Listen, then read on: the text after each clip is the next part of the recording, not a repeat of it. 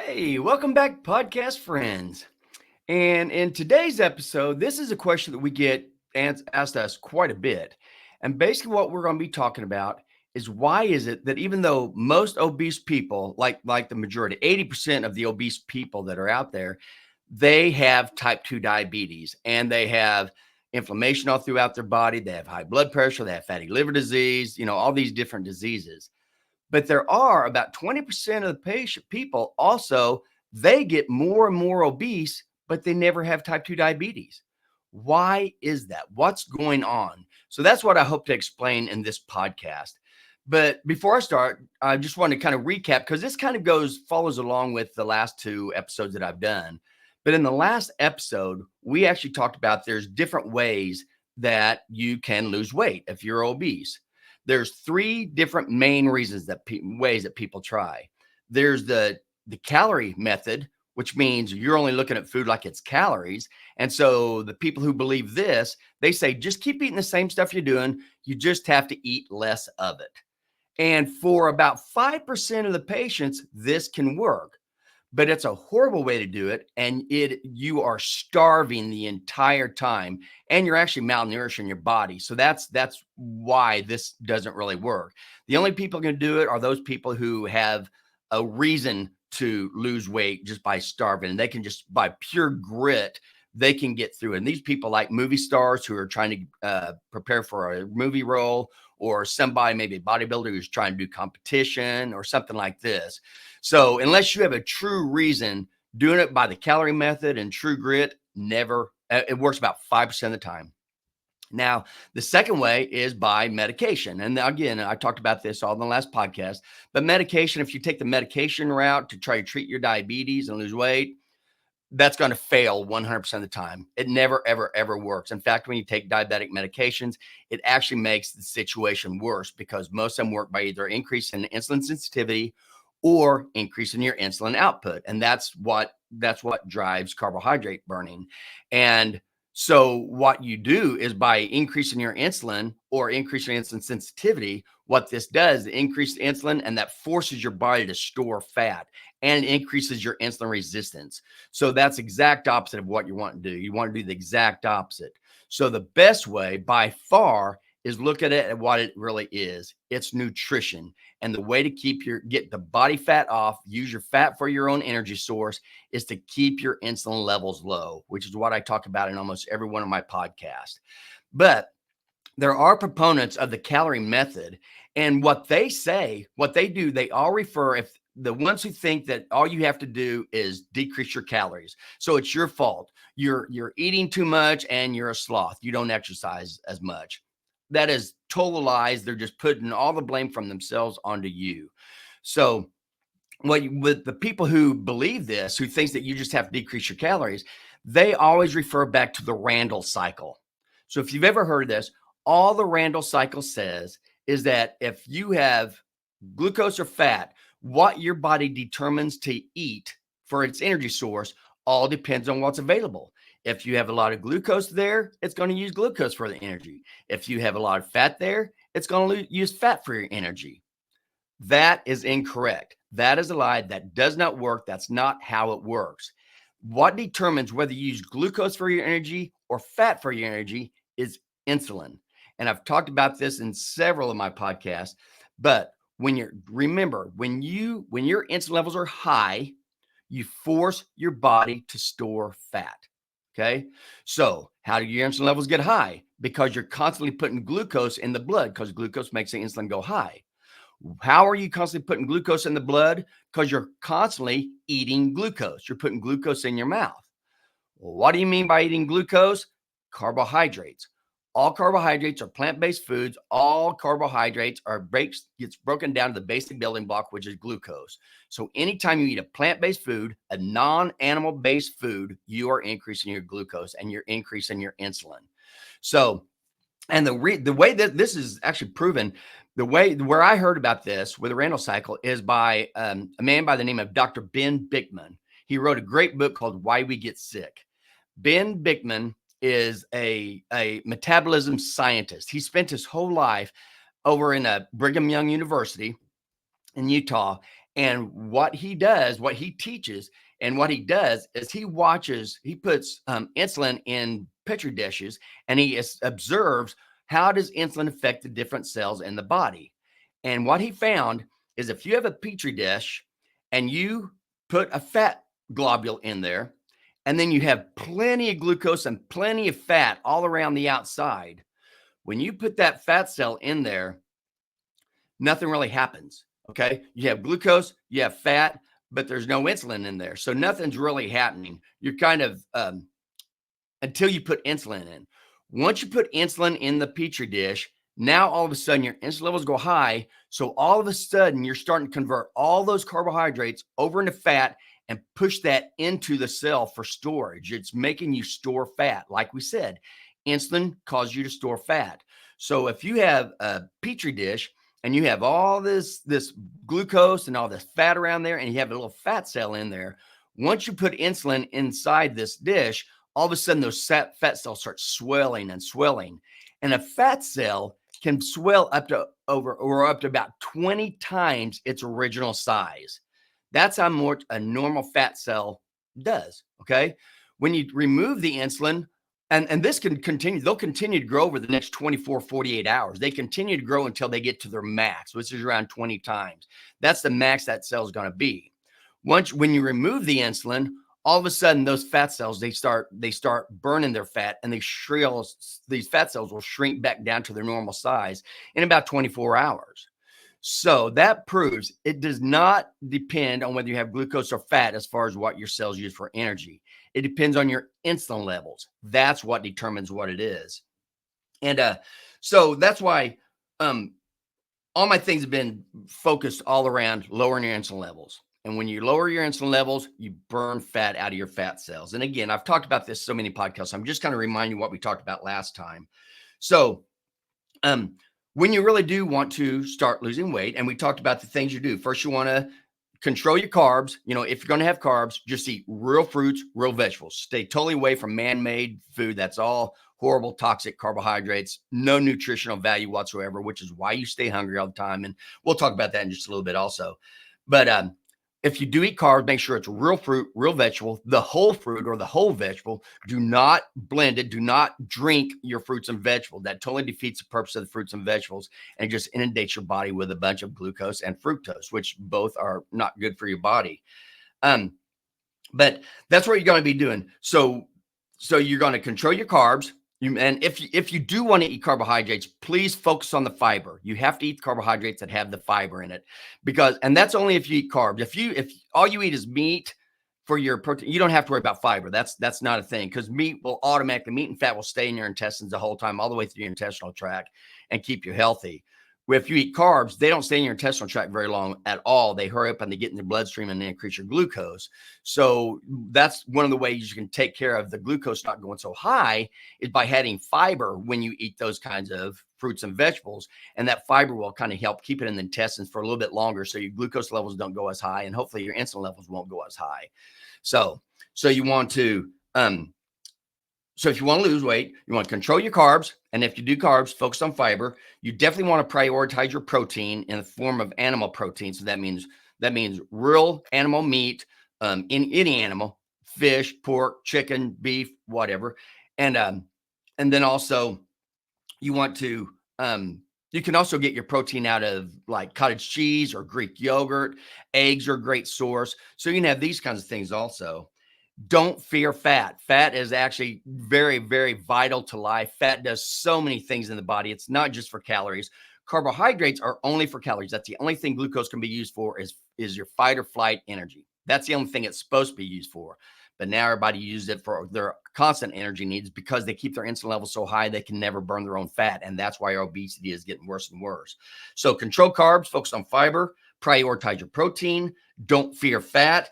And then you want to frequently fast. And this is what you're going to work up to. You never start fasting when your body is still a carb burner. You have to kind of let your body learn how to be a fat burner. And depending on who you are, this could happen in a couple of weeks. I mean, it doesn't take a long time to start teaching your body to use its fat. You just have to get over your carbohydrate addiction. And we've talked about that in past podcasts also. But that's what happens is when you When you intermittent fast, again, you're focusing on your insulin levels. You're keeping your insulin levels very, very low. And when you do that, you are starting to burn fat for your energy source. When you burn fat for your energy source, you're giving your body all the nutrients it needs. So you never get hungry. Your brain is satiated, your body's satiated, so you don't get hungry. So it's very, very, very easy to go without eating when you are a fat burner. And I'll talk a little bit more about that in just a little bit. But actually, I can tell you now. There's a man that we listened to a podcast on him, and actually, he was interviewing Big Bickman, which is where I get a lot of the information for these last couple podcasts. But this man, he ran marathons. He fasted for 7 days, and again, he was already in shape, but he's also very thin. He fasted for 7 days, and without eating, he ran a marathon. And when he ran this marathon, he felt perfectly fine all the way through it because he's got his fat on board and his fat is sitting there and it's using the energy that he already has stored. So he doesn't have to worry about carb loading and all these other things that people who burn carbs for their energy source, before they marathon run, they eat a ton of carbs the night before. So they have all this glucose in their body. And then as they run every few miles, they're getting more glucose that they're drinking all the way through, because glucose will not sustain your energy. And you don't have very many stores of glucose on your body. So you have to keep eating it. However, this marathon runner who taught his body to use fat for its energy source, he didn't have to do any of that. There's no such thing as carb loading. You don't have to be drinking carbs all the way through the run. You just get out and run. So the longevity is so much better. And that's what I'm trying to get everybody to do, is use your own fat for its energy source. So and when you do fast, don't use this as a binge purge cycle. You don't just eat anything you want and then say, "Oh, I'm going to fast for a little while." That will not work ever, because usually when you eat anything you want, it's usually all the horrible stuff that got you in the obese mode in the first place, which is going to get you in the obese mode again. When you do fast, when you end the fast, make sure you end it by eating protein and fat. Do not eat it, even fruits and vegetables. Do not eat it with carbs. No carbs, no fruits, no vegetables, just protein. Because you've been low, your pancreas has not been putting out very much insulin. So it's going to take a while for you to kind of kick it,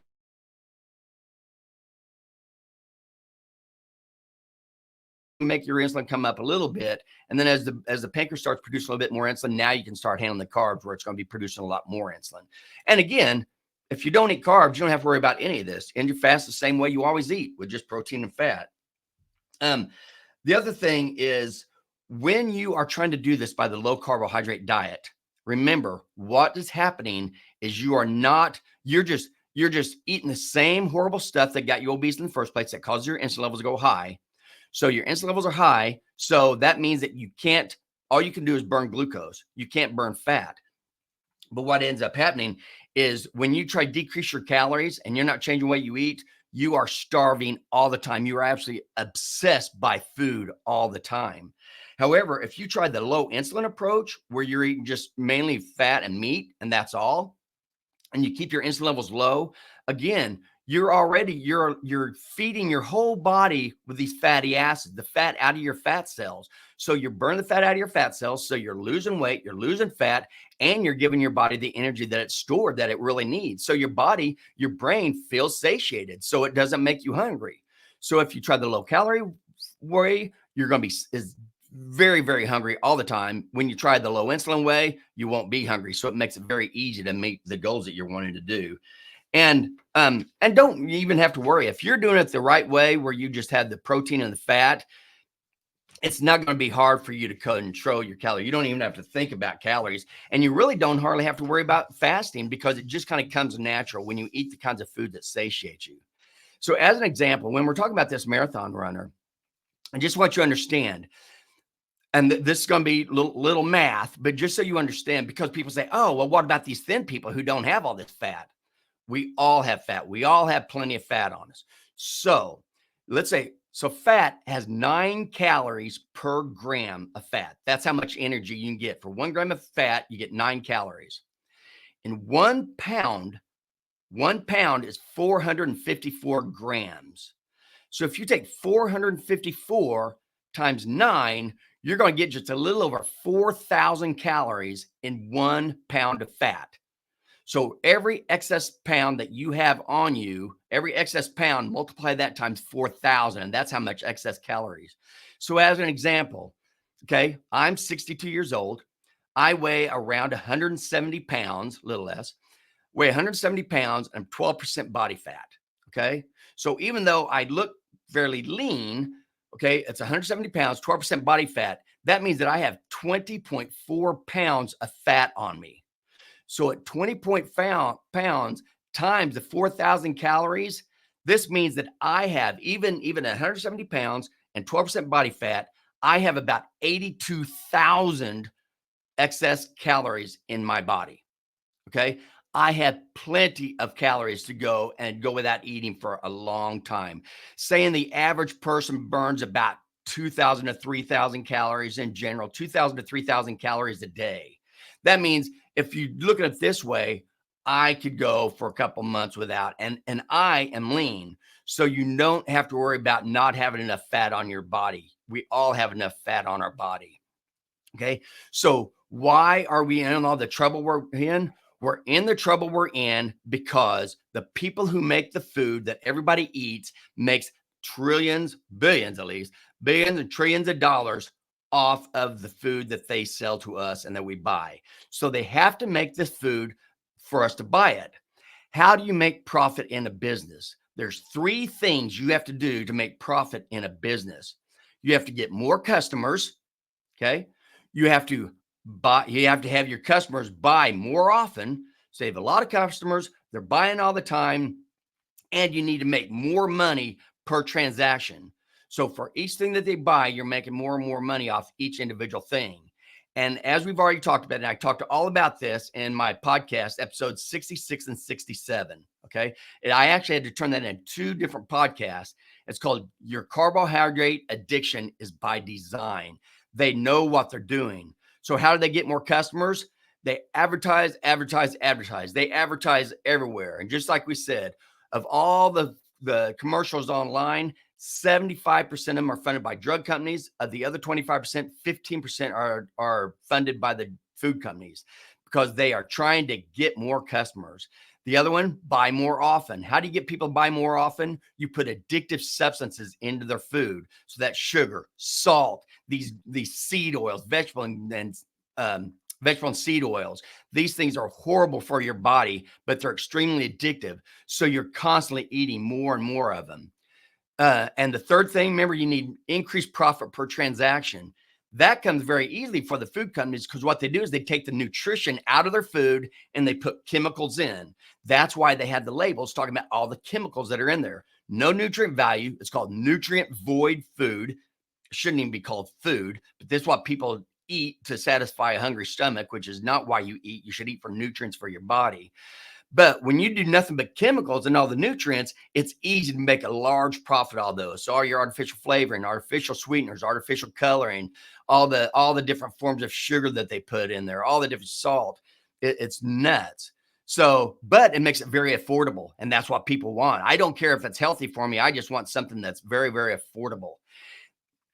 And that's what they do. Then the next two things, if you listen to those two podcasts, 66 and 67, then you'll find the only other two things you needed is age, start them out very, very young, which the food companies do. They start putting the same toxic stuff in our infant formulas and then tell all these pregnant mothers that their infant formula is just as healthy as breast milk, which is a lie. That couldn't be any further from the truth. You're just getting them started on this disease state much, much earlier. And then availability. You have to have it available everywhere, which obviously, they are. It's in all your box, bottles, bag, cans. It's on your convenience stores, your gas stations. It's in the lines in all your supermarkets. It's on your conference room tables. This food is everywhere. So anyway, I've already talked about all that. And remember, the food companies, they're there for a profit. They're a company. This isn't necessarily their fault, except for they're trying to sway you to think that their food is good. So they do this. All the things we just talked about, advertising, put addictive substances, make it affordable, get them started young and make them available. So they're doing that on purpose. And then they go further and lie to you and tell you that meat and fat's bad and that's causing disease and type 2 diabetes and inflammation. That's all a lie. It's all a ruse. They're trying to get you to eat their stuff. So, okay, that's all I was going to say on that. And I know I kind of went longer than I wanted to because that's just a recap. So, now, why is it that you can be obese and not have diabetes. And that is the exception, because 80% of the people who are obese do have diabetes, but about 20% don't. The reason why is genetics. Okay. There are two different types of genetic predispositions for your fat cells. There are some people who have the exact same number of fat cells from the time they're born. Well, you increase a little during puberty, and then you increase a little bit more during pregnancy. If you're a woman during pregnancy, you're going to increase some. But in general, there are people who have a fixed number of fat cells they can't have anymore. And this is only about 20% of the population. But the fat cells they have, they just get stuffed bigger and bigger and bigger until all of a sudden they can't stretch anymore. They can't hold anymore. And they also, they can't divide. So they're just big. Once they get so stuffed, because you're eating all this glucose, making your insulin levels go up, you're causing all this glucose to be turned over into triglycerides, stored in fat. You store it. Your fat cells get bigger, bigger. And now they can't get any fatter. So now these fat cells, since they can't store any more fat, they do not respond to insulin anymore. That's called insulin resistance. So you can't store any more fat in there. They're already full. And then some of the fat that's in there, because usually when your insulin levels are high, all you can do is store fat. You can't burn it. So what happens is when these fat cells get so big, now some of those triglycerides, they just come out of the cell even when the insulin levels are high, because they're just bursting at the seams. Okay. So this is why you're going to have this fat floating around. You're going to have high glucose levels. You're going to have high fatty acid levels. And this is a weird spot to be in, because usually you're either using fat or glucose for your energy source. Now, as we get older, this ability kind of starts flattening out as far as being able to make more cells or not be able to make more cells. And I'm so sorry, I told you the wrong thing. Hyperplasia. Hyperplasia is the one that 20% of the population does. So again, with fat cells, they either can get bigger or they can start producing more fat cells. If you just get bigger, like I just described, that's called hypertrophy. Okay, that's the fat cell getting bigger. If you actually have the ability to make more cells, that's called hyperplasia. Okay, hyperplasia means you just keep making more and more fat cells. And I'm sorry, I told the numbers wrong. 20% of the patients can have hyperplasia, where they just keep making more fat cells. Their fat cells never get stuffed, so they never have to worry about diabetes, because they just keep making more fat cells. The reason why you get insulin resistance is when the 80% of the patients who all their cells, they have the same number of fat cells, but those fat cells get bigger until they can't get any more. Those are the ones that become insulin resistant. Those are the ones that become type 2 diabetic. And there's really different amounts. Some people, they don't have very many fat cells on them at all. So, but they can't make more cells. So they're the 80% that their fat cells only get bigger, but they have less fat cells to begin with. So that's why some patients, even though they're a little bit smaller, their fat cells are stuffed, so they still have diabetes. So once their fat cells are stuffed, they get insulin resistance. Insulin doesn't work anymore. And you start going through the whole diabetic cycle that we've already talked about, because all you can do is burn glucose for your energy source. That's all you can do. And when you can't stuff it in the fat cells anymore, it has to go to put in other places, like in your liver, in your muscles. And that's why, but it doesn't go in your brain. Your brain doesn't have any way to store fat. Okay. Your fat cells can store fat. Your liver can store fat. Your muscles can store fat. A lot of your organs can, even though they shouldn't be doing that. That's how they get diseased. But your brain doesn't store any fat. So when you do this method of, you think you're just going to decrease your calories, that's not going to happen, because when your insulin levels are high, you cannot burn fat. You can't burn it. So you have all this fat floating around your blood, and you have all this insulin floating around your blood, and you have all this glucose floating in around your blood, and your body's not able to use it for energy. So your brain thinks you're starving to death. So your brain makes it where you're continuously eating all the time. Okay. So the other thing that happens, okay, so if you're the type that gets hypertrophy, okay, your cells get bigger and bigger and bigger. And even if you're the type that just produces more, and so you have more and more fat cells, so you get bigger and bigger and bigger, you can get 350, 400 pounds, and you still don't have diabetes, because you just keep making more fat cells. However, Either way, when these fat cells get bigger and bigger and bigger from hypertrophy, like the 80%, or if you just keep making more fat cells, the 20%, the hyperplasia, either way, these fat cells keep accumulating and they grow further and further and further away from your blood supply. The blood that's actually supplying your fat cells with all the nutrients that it needs and getting rid of all the waste. When this happens, what your cells do, all your cells can do this, they will start releasing these inflammatory cytokines. And these inflammatory cytokines or the inflammatory proteins, what they do is they stimulate the blood vessels to start making more blood vessels. So, in a way to try to survive, these fat cells that are so far away from the blood supply, they're releasing all these cytokines to increase the blood vessel growth so they can get the blood vessels growing to them so they can continue to get their nutrients. So, the bigger and bigger your fat cells get, or the more and more fat cells you have, depending on which type you are, hyperplasia or hypertrophy, either way, your fat cells are releasing lots of inflammatory cytokines into your blood, just trying to get the blood there. So that means that the more obese you are, the more inflammation you have in your body. And we've talked about this before. The underlying root cause of almost every single disease, including cancer, diabetes, obesity, cardiovascular disease, liver disease, everything. The majority of this is all caused from the same three things that are high. You have high glucose, high insulin, and inflammation throughout your body. And all of that is caused from the exact same thing. So this is why when we went through COVID, the majority of the patients who died were the obese patients because they already had so much inflammation in their body, as well as having extremely high insulin levels. And both of those together cause organ damage everywhere.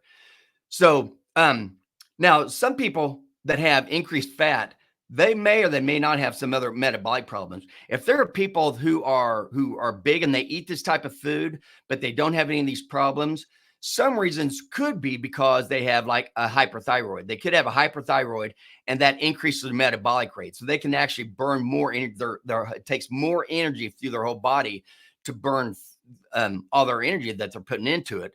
So if you're able to burn more energy because your metabolism rate is up, that's a good thing. But remember, as we talked about in the last one, people who tried this with the low calorie method, even though they're starving all the time and they're hungry, they are hungry all the time. And so they're hungry all the time, they're eating all the time, and their metabolism does not get faster. It stays low. So that's why these people, again, they get fatter and fatter and they're hungry. And again, I talked about in the last podcast. But another thing, so there was increased thyroid hormone. That's why some people may stay thin still, but that's very rare. The other one is brown fat. I've talked about this in other podcasts. There is white fat and there's brown fat. The brown fat is brown colored because of all the mitochondria that are in the brown cells, which means these cells increase your metabolism. They're burning a lot of energy. To where your white fat cells, they store energy. The brown fat, it burns energy. So there are some people, depending on how much brown fat they have and where it's located, some people with a lot of brown fat can actually stay a little bit leaner. So that's why a lot of people are looking now, how can you increase your brown fat? And that's why people are doing some of this stuff like the cold plunges. Anything causes stress into your body, that's going to increase your brown fat.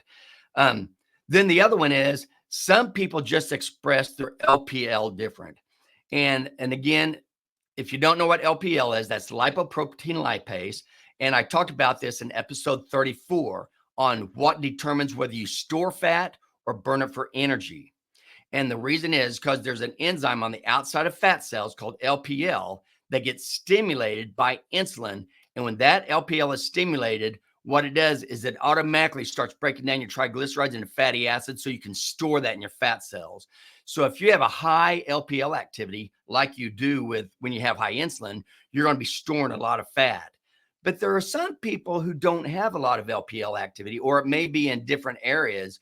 So if the LPL, even with insulin, isn't as active in most people, that may be able to keep their body from getting obese. But despite the reason why people get fatter, okay, don't use this as an excuse. Don't use this saying, oh, I have a high metabolism, so I don't have to worry about it. everybody has to worry about this. Okay. Whether your fat cells get bigger, they stop, and then all of a sudden it starts leaking out, or you just keep getting, and so you end up with type 2 diabetes because you start storing the fat around other places in your organs as well.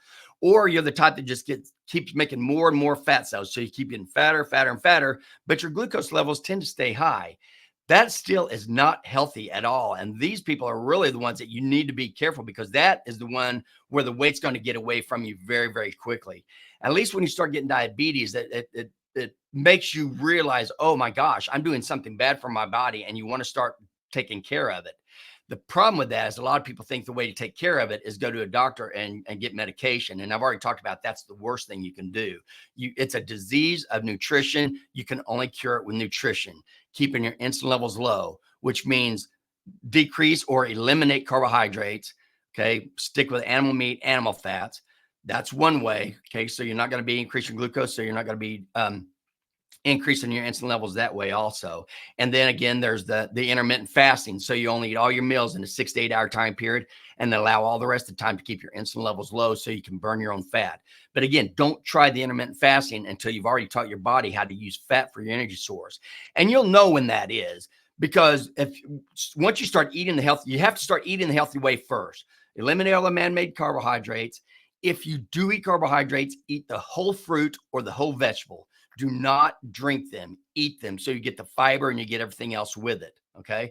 So start by doing that. And you'll find that when you're eating this, a lot of protein, you prioritize your protein, your animal protein. So you're getting the animal fat also, you're going to find that you are not as hungry anymore.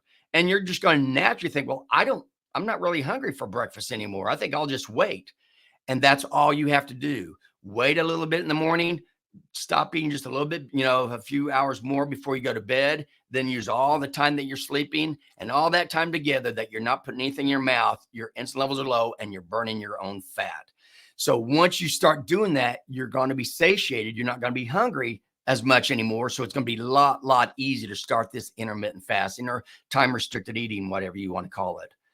So anyway, that's it. That's the main thing I just wanted you to realize. But that's why, just to summarize what I said, 80% of the patients, they have a fixed number of fat cells. So when these fat cells get totally stuffed, insulin doesn't work anymore. And you know this, if you have a type 1 diabetic, which means their pancreas doesn't produce any insulin, they have to give it to themselves. So you have a type 1 diabetic, insulin levels are extremely low. All they can do is burn fat. That's all they can do.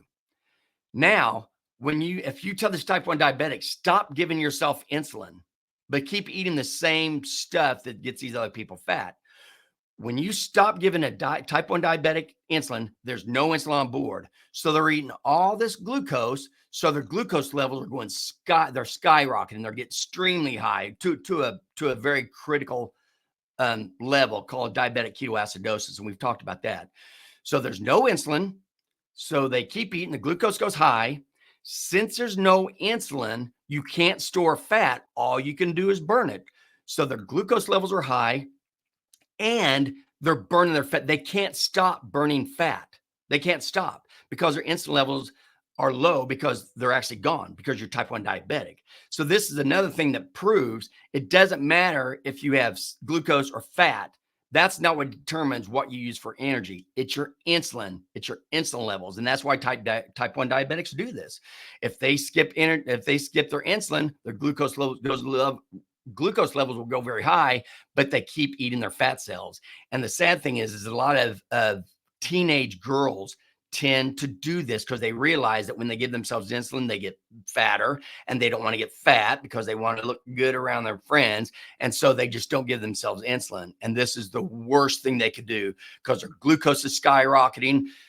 Their fat, they're just continuously eating fat. They're staying low, but there's no nutrients. So they also probably are starving all the time, even though they're not able to eat anything else, or they're not able to use this glucose. So that is a big problem that you have to worry about. But anyway, I don't want to get confused with you. So you're either of the 80% where your fat cells get bigger and bigger, you just have a fixed amount, and then you start into diabetes because of insulin resistance, because you can't put any more fat in this cell. Or you're of the 20% where you can just keep making more and more fat cells. So you get bigger and bigger and bigger, but now you still have all the other conditions that come with having obesity. Okay. All the joint pains, all the muscle pains, all that. And you also are still producing all these inflammatory markers that are sitting there and putting inflammation in your body, which also makes you sick. And you also tend to not move very much. So your lymphatic system doesn't work for cleaning out all the debris. And I've talked about that in past podcasts also, about why is it so important for us to move.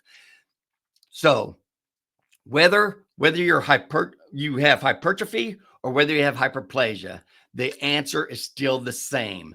You've got to take care of your health. You've got to take care of your fat by keeping your insulin levels low. So protein and fat, do that. If you're going to eat carbs, eat the real fruit, real vegetables. Do not drink them. And then the other thing also is, once you start doing this, you can start intermittent fasting. So anyway, I know I keep saying the same things over and over again. I just kind of want to make sure that you understand that. So that's all I have for the day. I hope this makes you realize what's going on. And as always, thank you so much for listening. Have a fantastic week. And as always, make simple, healthy choices to live a quality life.